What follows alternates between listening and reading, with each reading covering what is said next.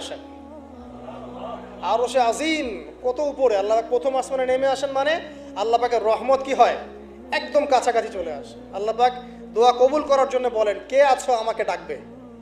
আল্লাহ পাক আহ্বান করেন, কে আছো পৃথিবীবাসী আমাকে ডাকবে, আমি তার ডাকে সাড়া দিব। কে আছো আমার কাছে দোয়া করবে, আমি তার দোয়া কবুল করব।